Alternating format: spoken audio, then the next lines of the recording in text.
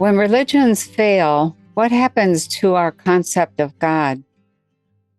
Back in the days of the matriarchy, God was thought to be a woman, and women were in charge of the world. When things changed to the patriarchy, God became a man, and men were in charge of the world. What happens when God is understood to be a living intelligence within every individual? It points to us as individuals being in charge of our world and personally responsible for the power we hold and what we experience. A change in religion is a change in belief systems, and anytime there's a change in belief systems, there's a possibility for deep renewal of ourselves as human beings. We understand who we are and what we are capable of much differently. We've all heard the statement by former CIA Director William Casey. It goes, quote, "We'll know our disinformation program is complete when everything the American public believes is false," end quote. He said that in 1981. And here we are in 2024, more than 40 years later, and what do we see? There are serious controversies brewing in at least a half dozen sectors of our civilization. These controversies have the potential to undermine our entire way of life. Why are there so many controversies? Because everything we have been taught to believe is not true. One of those controversies has to do with religion.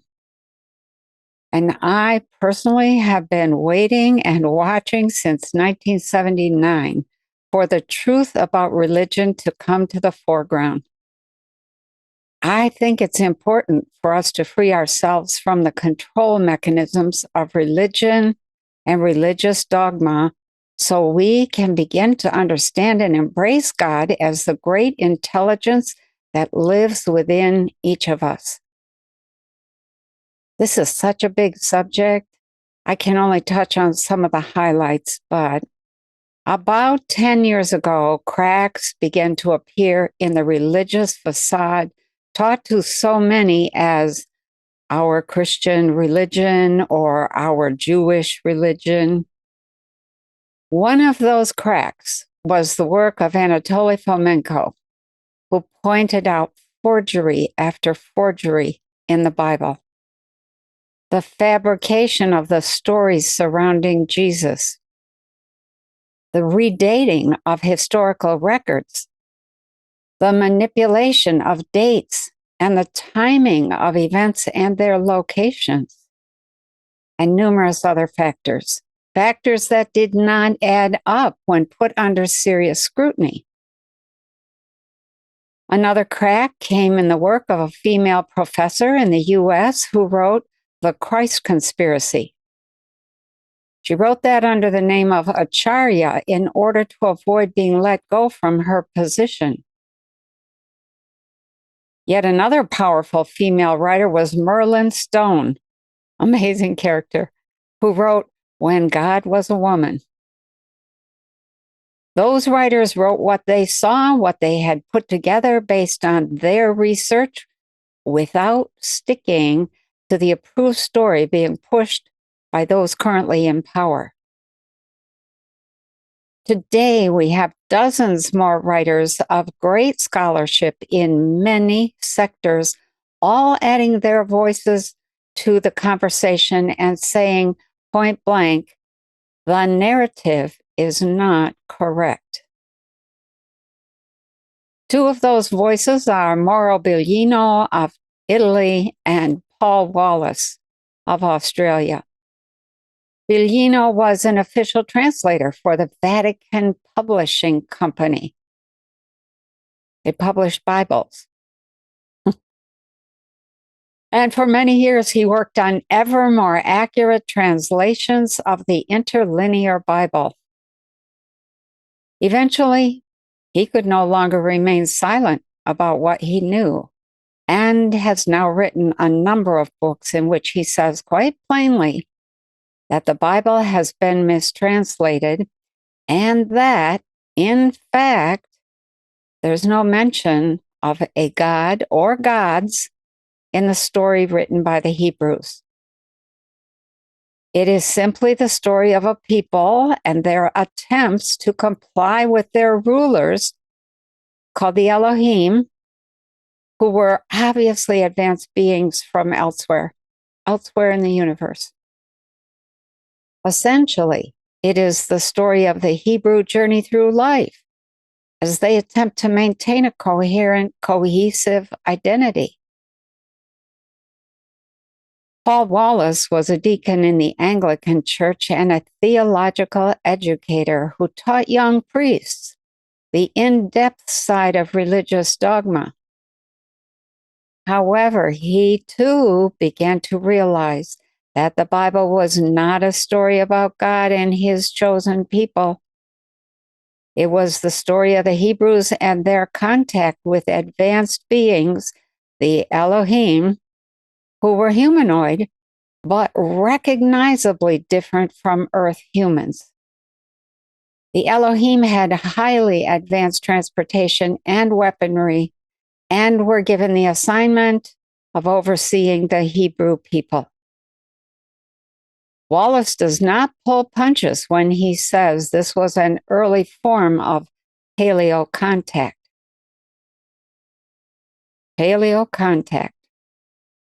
And that the church has conspired to keep this information secret. Wow. As the truth about the Bible, God, extraterrestrials, the Vatican, Jesus Christ, and the timing of many events comes out, people are likely to have one of two reactions. One is utter denial of this information and an even more fierce clinging to the false stories. The other reaction is the abandonment of all things related to religion, including God and spirituality. I'm hoping that you will not throw out the baby with the bathwater. The Bible is a book. The book was mistranslated.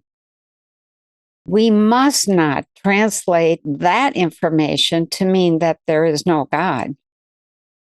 Instead, the simple truth is that God does exist. And this is what I know, not what I believe, what I know. God exists. God is not a being or a person.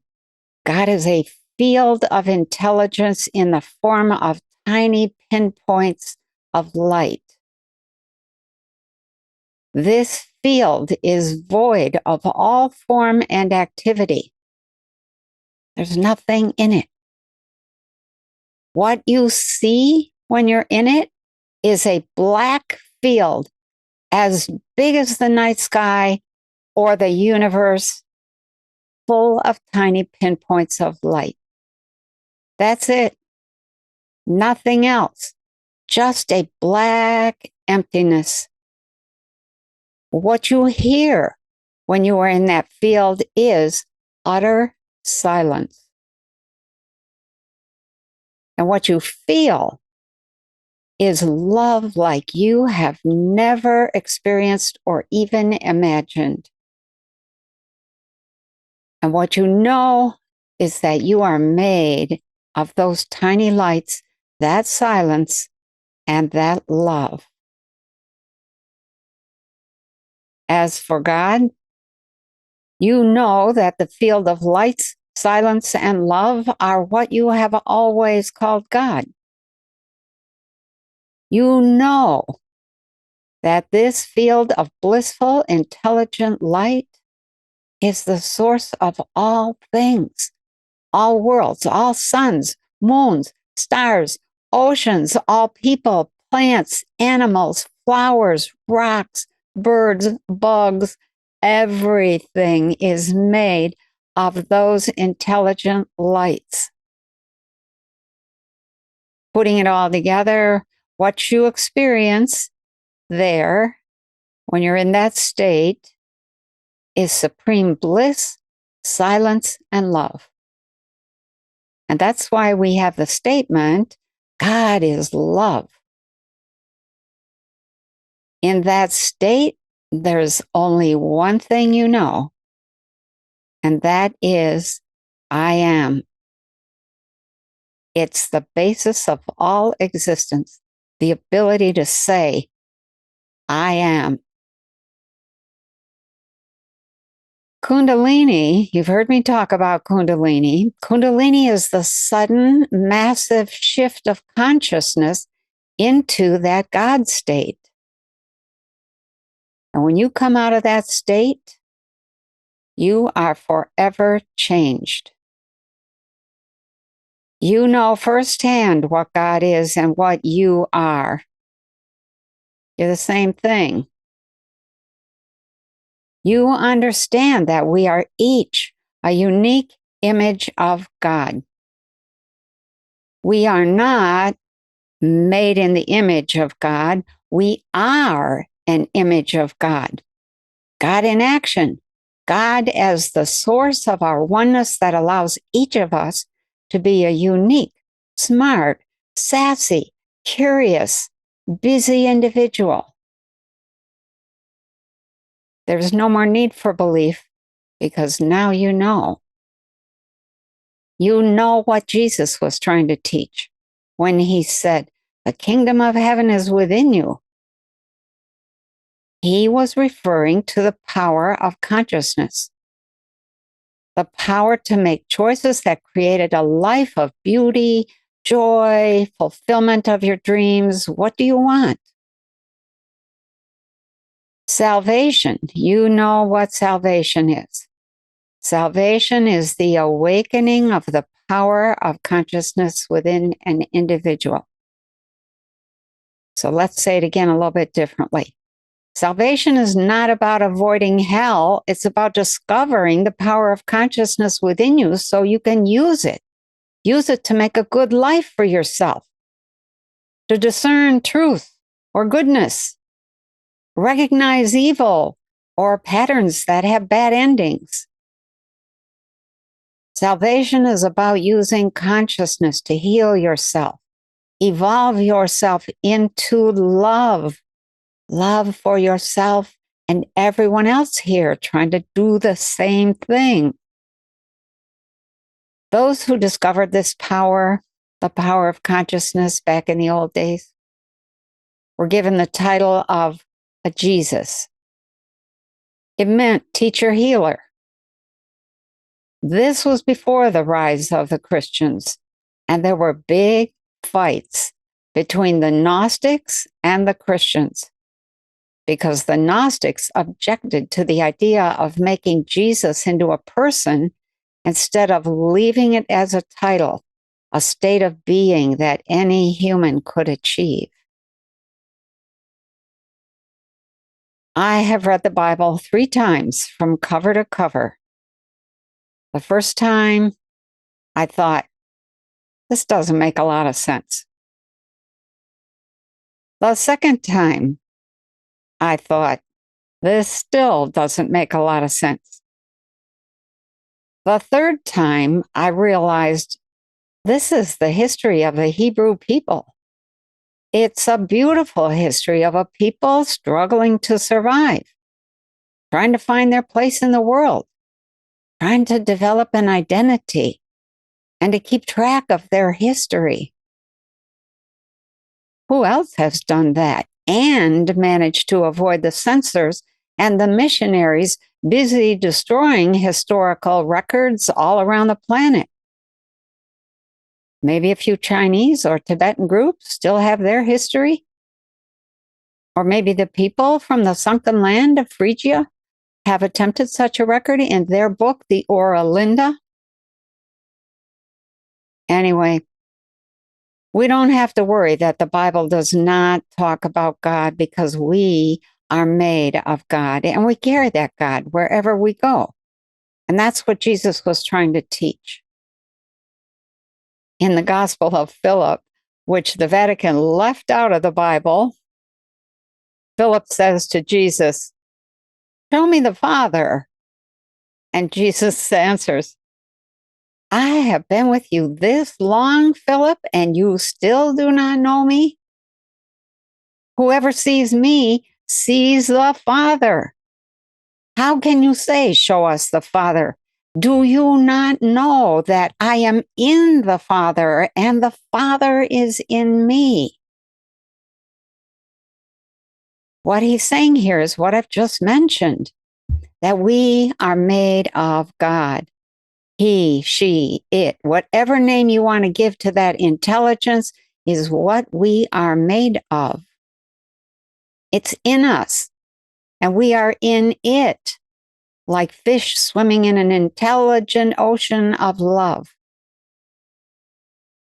The Gospel of Mary Magdalene also says something very important. And of course, this too was left out of the Bible, along with any other Gospels that were in alignment with Gnosis, Gnosis, Gnosis, or what might be called knowing from within. What is knowing from within? It's intuition, it's critical thinking, consciousness, visions, knowledge gained from dreams, hearing voices, or any experiences gained outside the 5 physical senses. The problem with leaving out knowing from within is that it cuts out any kind of subjective perception, making the individual irrelevant. It also destroys your trust in yourself and what you know. You end up waiting to be told what to do. This suppression of the human's inner self, inner contribution, has been increasing for centuries now. There were also many objective perceptions that people in the past were forbidden to see, to hear, say, or do. We have been undergoing a period of deep censorship of the human for a long time. For a long time, we were not even allowed to read. Look what happened to Galileo and others. Mary Magdalene talks in her gospel about having been taught by Jesus in a vision. The vision sort of surprised her, but she held her consciousness steady and had an illuminating conversation with Jesus. Jesus not only commended her for not getting lost in distrust or worry that what was happening was not real, he reinforced that visionary experience and shared a key aspect of God when he said, quote, "The treasure we all seek is in the nous, Nous, the nous." What did he mean by that? What is the nous? The Apostle Philip explains it well. The nous was the place of inner silence in the imaginal realm, not to be confused with imagination as it's thought of today, as a fantasy or an illusion or something not real. The imaginal realm was the place of inner learning and creation. It is the place from which visions, voices, precognitions, inner knowing, and momentary experiences emerge and fill the mind spontaneously, sometimes in a flash, teaching us something or showing us something of value that will help us in making choices and decisions in the physical world. I would note 2 things for the record here about Mary Magdalene. One is that, quote, there is no direct reference to Mary Magdalene as a prostitute anywhere in the Gospels. That derogatory label came from one of the popes in the 6th century. In 1969, the church admitted that the characterization of Mary Magdalene as a whore was not true. But they still allow that to be presented as such in all the teachings. The other thing I would note is that Jesus was reported to have cleansed Mary Magdalene of 7 demons. However, the original meaning of the word demon was spirit. The term demon is derived from the Greek word daimon, D-A-I-M-O-N, which means a supernatural being or a spirit. Although in our day it has commonly been associated with an evil or malevolent spirit, the term demon originally meant a spiritual being that influenced a person's character. Some historians have suggested that when Jesus cleansed Mary of 7 demons, what he was really doing was clearing her 7 chakras, allowing her to see, hear, and know without any tinge of the usual biases, fears, angers, prejudices, etc. So going back to the issue of the Bible and the fact that it really does not reveal anything about God, we have to ask, well, what does it reveal? It reveals the presence of other types of humans, something we've all seen evidence of, but have been called crazy or attention seekers or conspiracy theorists. The fact that the Bible talks about the Elohim as tall, powerful beings from elsewhere in the universe gives us sudden backup for the fact that extraterrestrials, or at least very advanced beings from somewhere, do exist, just as we have thought for the many past decades. This brings to mind something in the book Forgotten Genesis by Radu Chinnamar. It's from the Transylvania series. Radu meets people who use holographic projection equipment to show him events of the past. And one of those events was the crucifixion of the Christ. Wow. Radu says that these scenes of the crucifixion included UFOs wreaking havoc during a terrible thunderstorm while people scrambled to save their own lives. Who were those UFOs? Were they the Elohim? The presence of other kinds of humans from inside or above our planet, from other planets or other solar systems or even other dimensions says something very important about our reality that the powers that want to be prefer we don't know. What does it say? It says, well, at the least, we need a whole new worldview. It says we need to start asking questions. Questions like, well, who are we? And who are they? Where are they from? How did they get here? How long have they been here?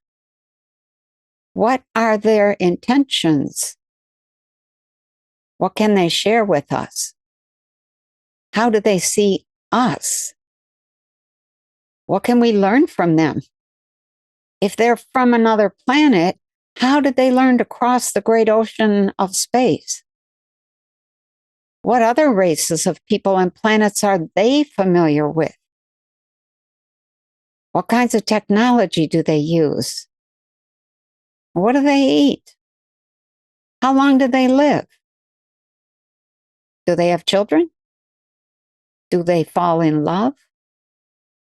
And many other questions.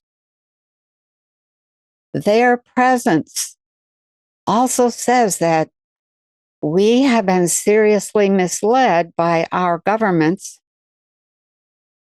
Now we have to turn those questions around and ask seriously, did the government know that there were other races of people here?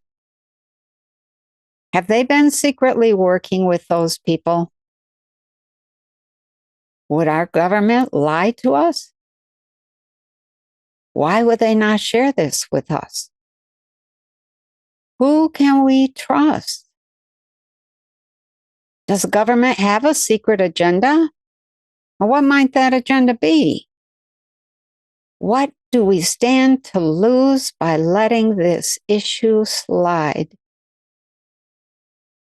Is someone helping the government hide the truth from us? What would we want our government to say to people from elsewhere? Is the government free to tell us the truth, or are they being threatened by the people from elsewhere? If the government is being threatened by people from elsewhere, would it help our government to know that we will back them up? Will we back them up? If the government has been lying all along, does it make sense to ask them anything and expect a straight answer? In September of 2023, I put out a video titled Humans, Hidden Potentials, and a New World, parts 1 and 2. In those videos, I talked about my work here, where I was from, why I was here, what I was tasked with, and the work we needed to do to accelerate our own transformation of consciousness. A number of groups from other star systems and other dimensions are aware that the people on planet Earth at this particular time are going to have the opportunity to experience a transformation of consciousness. They are watching. They are not allowed to interfere, and yet they are in full support if we have enough sense to take a stand and reach out to them. The theme embedded in everything I've said so far here is renewal. The renewal is paired with big change. And the biggest change of all comes with a change in consciousness, and therefore a change in belief systems. So let's close with a little story. In my 20s, I was still pretty liberal-minded, and I thought there were too many people on the planet. I didn't realize how completely I had been propagandized to believe that we were going to run out of oil, run out of land to feed people, run out of water to drink, and things of that sort. Fast forward about 20 years to my 40s. One day, about 10 years after Kundalini, in my 40s, I was again worrying about the overpopulation problem on the planet when I received a message. It was that I should not worry about the numbers of people on the planet because there would come a time when we would need that huge bulk of consciousness to save ourselves. That people had come from many places to be here at this time because they knew that Christ consciousness was going to be taught. That consciousness was going to evolve. And millions were here as if waiting at the train station for that train to arrive so they could get on board. I didn't quite understand the full power of consciousness at that point in life, but I do now. And I think consciousness is the main defense, the most powerful defense we have against tyranny and threats of oppression. I have been quietly teaching people to develop and use consciousness for 44 years now, and I've learned almost as much as I've taught, maybe more. How did I learn? I learned from people asking me questions. I discovered after the awakening of Kundalini that I could get a lot of information just by asking. So when people ask me something I didn't know, I would tell them, well, I'll look into it and see what I can find out. And I did. I learned many things, but the most important of all was just to ask and take the time to see, hear, and feel, because consciousness does what we ask of it. I learned to take the time to ask and then wait for an answer, and then write it down, because there was usually more than I asked for. I also learned that the answers were open-ended, that nothing was set in stone, that the world was very, very dynamic, and things could and did change. I learned we just had to stay flexible and open-minded. We are a people under siege at the moment. If we need to defend ourselves, we should do what we can while asking the more advanced people watching us for support. We have the power of God within, and we have help from those anxiously watching to see what we will do. Are we going to take the step? They will help. We are not alone. Jesus was teaching people that they needed to become fully human. Let me say that again. Jesus was teaching people to become fully human. What he was saying was that we humans were not finished developing, not finished unfolding. He wanted people to know that they had much more potential, and they could access that potential by becoming the full human they were designed to be. He kept demonstrating that potential, but it flew in the face of the authorities of the time. You know, murder has always been used to try to keep the human population from stepping into their full potential. And Jesus is one of the most famous to lose his life for telling the truth. Over our next few years, the entire story of the Bible, the church, Christianity, Judaism, Jesus, God, and the true history of all of this is going to come apart. Let me say that again. Over the next few years, the entire story of the Bible, the church, Christianity, Judaism, Jesus, God, and the true history of all of this is going to come apart. And then it will be restored to truth.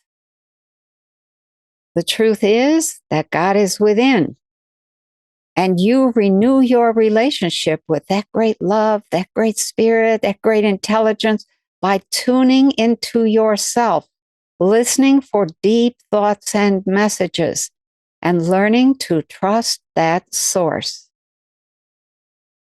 We are very fortunate to be here now, because this is the time when many are going to evolve themselves and move into much higher consciousness. There will be lots of chaos, But don't be afraid of yourself or the changes. This is a chance for complete renewal. Trust the God within and begin developing your human potential. As religions disappear, let your God self reappear.